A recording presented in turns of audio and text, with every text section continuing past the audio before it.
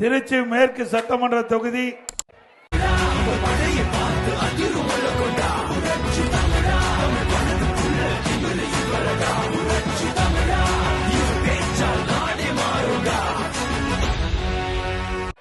இந்த பகுதியை அதிர்கின்ற அளவிற்கு மக்கள் வெள்ளம். அதிமுக யாராலையும் உடைக்க முடியாது, முடக்க முடியாது. அதில் முயற்சி பிறகுதான் மூக்குடைந்து போகும்.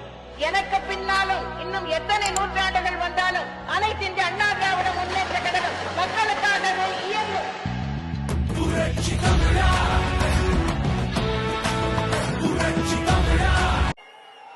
இந்த தொகுதியினுடைய எம்எல்ஏ யாருன்னு உங்களுக்கு தெரியும். அவர்தான் அமைச்சரா இருக்கிறாரு. அந்த அவர் அமைச்சரா இருக்கின்ற சட்டமன்ற தொகுதியிலே அனைத்து இந்திய அண்ணா திராவிட முன்னேற்ற கழக கூட்டணியுடைய சக்தி, மக்கள் சக்தி எந்த அளவுக்கு இருக்கின்றது என்பதை இப்பொழுது நிரூபித்து காட்டுகிறோம்.